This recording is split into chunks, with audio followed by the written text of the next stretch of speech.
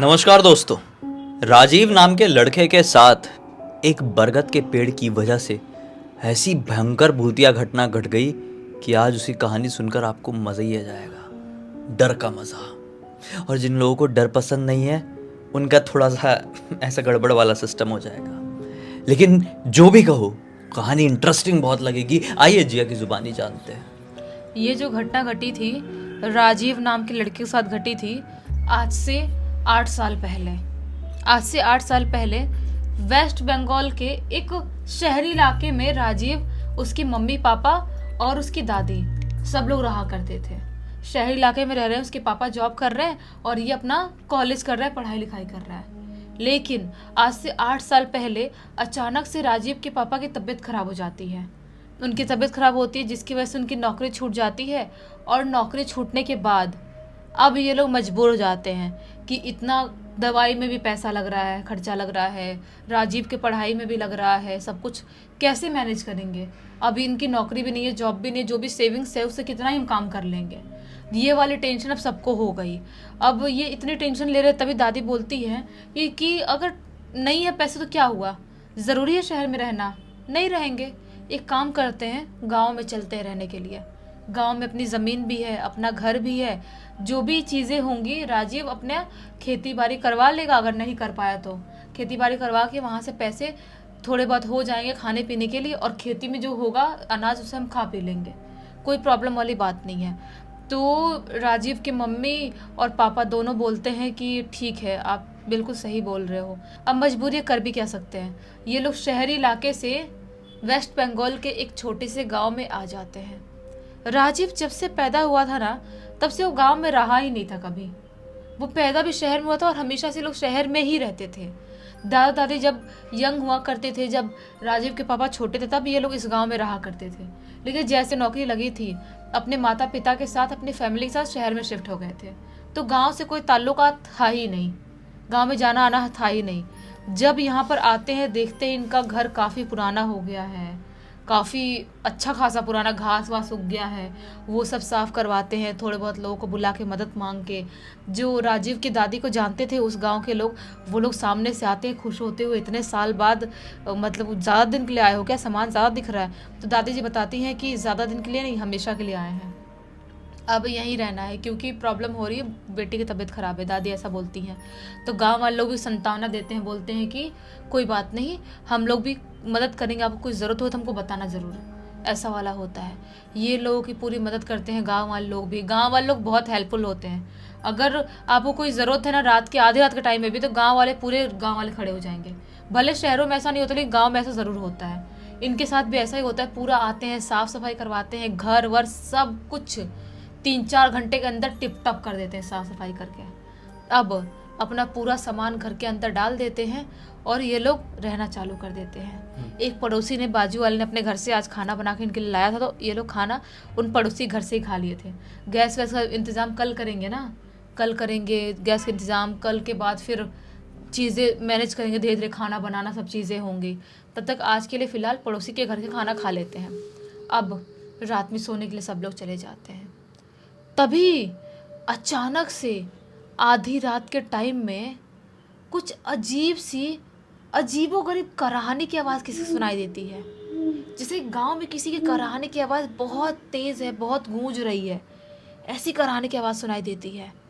तो राजीव बोलता है, उठता है और दादी के पास सो रहा था, दादी से बोलता है, दादी कुछ अजीब सी आवाज़ आ रही है ना, किसकी कराहने की आवाज़ आ रही है। दादी बोलती है कि बेटा आ रही होगी, कोई परेशान होगा, लेकिन तू टेंशन मत ले, तू ज़्यादा कुछ मत बात कर, कोई ज़रूरत नहीं है बाहर जाने के देखने की। कुछ प्रॉब्लम रही गांव में, शायद कोई इंसान ना रहा, कोई और दिक्कत हो गई तो क्या करेंगे फिर, भूतिया कोई प्रॉब्लम हो गई तो। दादी ऐसा बोलती है राजीव को। राजीव बोलता है, भाग, भूत वूत कहाँ होते होंगे, ऐसा थोड़ी होता है। दादी बोलती है, होता नहीं होता वो सब नहीं पता मुझे, तू नहीं जाएगा बाहर देखने के लिए। दादी डांटती है राजीव को। राजीव सोने की कोशिश कर रहा है। रात भर कराहने की अजीब सी आवाज़ आती रही घर के बाहर से, गांव वाले एरिया से ज़ोर ज़ोर से आती रही पूरी रात। तो कैसे तैसे थोड़ा सो के उठ के निकल गया। अब सुबह का टाइम आया। राजीव अपने पापा के पास जाता है, मम्मी के पास, और बोलता है उनसे कि रात में कुछ अजीब सी आवाज़ आ रही थी, अजीब सा डर लग रहा था मुझे। मैंने सोचा जाके देखता हूँ बाहर, लेकिन दादी ने मना कर दी थी। तो राजीव के पापा बोलते हैं ठीक करा, तूने बाहर नहीं गया, कुछ भी प्रॉब्लम हो सकती थी। ठीक है, हमको क्या करना है, कोई भी करा रहा हो, एक बार गाँव वालों से पूछ लेंगे, किसी कोई दिक्कत तो नहीं है, बाकी छोड़ देते हैं, अपने काम से ध्यान रखते हैं, क्योंकि बहुत साल बाद गाँव में वापस आए हैं, तो हर इंसान के फटे में टांग अड़ाने की ज़रूरत नहीं है। इसके राजीव के पापा राजीव को ऐसा बोलते हैं। राजीव भी ऐसे ही गांव में थोड़ा निकल जाता है सामान वामान खरीदने के लिए, कहाँ पे क्या दुकान है, राशन लेने के लिए, और छोटा सा गैस चूल्हा वूल्हा लेने के लिए चला जाता है। छोटा वाला गैस चूल्हा कम से कम ला लूँ कि उसी में खाना बन जाए। सारी चीज़ें शॉपिंग में करता है, और करके शाम तक ये लोग पूरा अच्छे से फिट एंड फाइन अपने घर को कर दिए, खाना भी घर पे बना लिए हैं। अब शाम के लगभग 6 बजे का टाइम हो रहा हुआ, 6 साढ़े 6 बजे का। ये ना थोड़े थोड़े ठंड वाला टाइम था, तो शाम के टाइम में अंधेरा जल्दी होता था। तो एक ना पड़ोस की बुढ़ी से दादी थी, वो बुढ़ी से दादी इनके घर पे आती हैं कि क्या हो गया, खाना ना सब हो गया, खा पी लिए, ऐसे देखने के लिए, बातचीत करने के लिए। आंगन में बैठी हुई है वो दादी, इसकी दादी से बात कर रही है, इसके मम्मी पापा भी वहीं बैठे हुए हैं, राजीव भी वहीं बैठा हुआ है। तभी राजीव बोलता है कि दादी, वो दादी को, पड़ोसल दादी को, कि दादी आपको इस गांव में थोड़ा सा कुछ अजीब नहीं लगता? पड़ोसल दादी बोलती है क्या अजीब नहीं लगता? राजीव बोलता है कि रात में किसी की पूरी रात कराहने की आवाज़ आई, कोई बीमार है क्या अपने गांव में? तो वो पड़ोसल दादी बोलती है कि बीमार तो कोई नहीं है, लेकिन बेटा तुम जितना उन सब मामले से दूर रहो तुम्हारे लिए अच्छा होगा। ये बोलता है क्यों, क्यों उस मामले से, क्या किस मामले से दूर रहना है? कोई बीमार अगर है तो हम उसको हॉस्पिटल लेके जाते हैं, करा रहा है बेचारा, तो क्यों मामले से दूर रहूं? पड़ोसल दादी बोलती हैं बेटा उसका नाम तो नहीं लेना चाहिए, शाम का टाइम हो रहा है और इस टाइम पे बहुत सारी चीज़ें एक्टिव रहती हैं, उसका नाम तो नहीं लेना चाहिए, लेकिन वो एक ऐसी शक्ति है जो बहुत सालों से इस गांव में कोहराम मचा के रखी है। ये बोलता है कैसी शक्ति, क्या क्या क्या शक्ति? दादी बोलती है पड़ोस वाली कि वो शक्ति यहीं पर तेरे घर के 2 घर आगे जो एक बड़ा सा बरगद का पेड़ नहीं है, वो बरगद के पेड़ में रहती है। उसका नाम रात में नहीं ले सकते, मैं तुझे बस इतना ही बता रही हूँ, उससे दूर रह। वो वहाँ पर रहती है, और किसी ने भी रात के टाइम में उसकी आवाज़ सुन के उसके पास जाने की हिम्मत कर लिया, वो कभी वहाँ से वापस नहीं आता। ऐसा वाला बोलती हो दादी। तो ये बोलता है राजीव दादी ऐसा थोड़ी होता है, भूत प्रेत कहाँ होते हैं आज के ज़माने में, पहले के ज़माने में ऐसा होता था, अब थोड़ी होता है ऐसा, ऐसा नहीं है, आप लोग फालतू टेंशन ले रहे हो। तो ये इसकी दादी बोलती है बहुत बता रहे तुम फालतू टेंशन ले रहे, बच्चा है लड़के जैसा रहे, बड़े कुछ बात कर रहे हैं, कुछ बता रहे, उसके पीछे कुछ तो कारण होगा ना, तो ज्यादा मत बीच में पड़, अपने काम से काम रख, चुपचाप खाना खा और सो जा, और रात के टाइम बिल्कुल घर से बाहर मत निकलना। इसकी दादी, अपनी दादी ऐसा उसको डांटती हैं, पड़ोस वाली दादी भी चली जाती हैं। इसके बाद ये खाना वाना खाता है और सोने के लिए चले जाता है। जैसे ही वापस से आधी रात का टाइम होता है, अजीब से बाहर से, घर के बाहर से बहुत सारे चमगादड़ों के फड़फड़ाने की आवाज़ आती है, उल्लू बहुत ज़ोर ज़ोर से बोल रहे हैं, और उसके बाद कुत्ते रो रहे हैं, बिल्लियाँ रो रही हैं, जैसा कि सारे जानवर इस गांव से एक्टिव हो गए। सियार के रोने की आवाज़ आ रही है, और ये सब आवाज़ आने के साथ ही साथ अचानक से वापस से वो कराहने की आवाज़ आने लगती है। ज़ोर ज़ोर से वो कराहने की आवाज़ आ रही थी। ये घबरा के उठता है। दादी एकदम गहरी नींद में सो रही थी। सोचते कि ये क्या मामला, क्या है, समझ नहीं पा रहा हूँ मैं, किसके कराने की आवाज़ है। गांव वाले लोग शायद अंधविश्वास में जी रहे हैं, कोई बेचारा बीमार है, भूख प्यास से करा रहा होगा, मैं जाके देखता हूँ, ऐसा सोचता है। ये शहर का लड़का, शहरी बुद्धि इसकी, सब कुछ गांव की चीज़ों को नहीं मान रहा है। ये धीरे से देखता है दादी सो रही हैं, दबे पाँव से कमरे से निकलता है, देखता है मम्मी पापा भी अपने कमरे में सो रहे हैं, और ये आराम से दरवाज़ा खोलता है और दरवाज़ा खोल के गांव में निकल जाता है। गांव में निकल तो गया, जैसे ही गांव में ये निकला, पूरे गांव में अजीब सा सन्नाटा फैला हुआ है। पूरे गांव में एक कुत्ता तक दिखाई नहीं दे रहा है। ये कैसे पॉसिबल है? कुत्ते तो हर जगह होते हैं, कोई भी गांव हो, कोई भी शहर हो, कोई भी नुक्कड़ हो, कोई भी गली हो, कुत्ते हर जगह होते हैं, लेकिन यहाँ पर एक कुत्ता भी दिखाई नहीं दे रहा है। पूरा गांव एक सन्नाटा में फैला हुआ है। ये बहुत ही डरते डरते अब उसको थोड़ा सा डर लगने लगा था कि ये गांव अजीब सा दिखाई दे रात के टाइम में। दिन में जितना खूबसूरत, जितना यहाँ का माहौल अच्छा खिला खिला रहता है, गांव में उतनी ही काटने वाली शांति है यहाँ पर। ये अपने दबे कदमों से गांव में घूमना चालू कर देता है। जिधर से कराहने की आवाज़ आ रही थी उस तरफ जाने लगता है। सोचो, अभी भी डर लग रहा था उसे, लेकिन अपने कदम पीछे नहीं करा था। जिधर से कराहने की आवाज़ आ रही थी, चलते चलते चलते चलते वहाँ पहुँच जाता है। और वहाँ पहुँचता है तो क्या पाता है कि पड़ोस वाली दादी ने बिल्कुल सही कहा था। ये कराहने की आवाज़ तो इस बरगद के पेड़ के अंदर से आ रही है। बरगद के पेड़ के अंदर से कराहने की आवाज़ कैसे आ सकती है? कोई बाहर से आएगी, इंसान, ऊपर से आएगी, नीचे से आएगी, कहीं और से आएगी ना। हाँ, उसके अंदर से कैसे आ रही है? बहुत ध्यान से सुनने की कोशिश करता है, नहीं, लिटरली इसके अंदर से ही आ रही है। समझ जाता है कि कुछ ना कुछ यहाँ पर लोचा है, बड़ा वाला केमिकल लोचा है। ये वहाँ से बहुत ही स्पीड में भागने की जैसे ही कोशिश करता है, जैसे ही टर्न होता है, किसी के ज़ोर से चीखने की आवाज़ आती है। और जैसे ही चीखने की आवाज़ आती है, वापस पीछे मुड़ के देखता है। उस बरगद के पेड़ के पास एक आदमी खड़ा है। जो आदमी अजीब सा धुआं टाइप दिखाई दे रहा है, जैसा कि काला धुआं हो, अजीब सा शैडो टाइप दिखाई दे रहा है।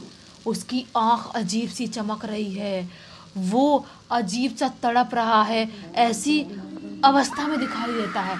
चिल्ला रहा है, चीख रहा है, करा रहा है। उस इंसान को देख के ज़ोर से घबराता है, सोचता है कि कोई नॉर्मल इंसान ऐसा दिखाई नहीं दे सकता, पक्का ये भूत ही है।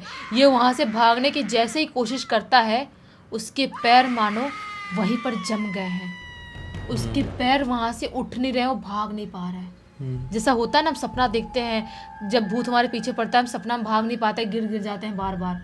वैसा ही इसके साथ रियल लाइफ में हो रहा था। उसके पैर जमीन में धंस गए, वहां से वो भाग नहीं पा रहा है। वो जो एंटिटी थी इतने जोर जोर से चिल्लाती, इतने जोर जोर से चीखती है, जिसकी वजह से कान में दर्द होने लगता है, कान से लिटरली खून आने लगता है। ये जोर जोर से चिल्लाने लगता है, चीखने लगता है, बचाओ बचाओ मुझे, बचाओ इस शैतान से बचाओ, जोर से चिल्लाने लगता है।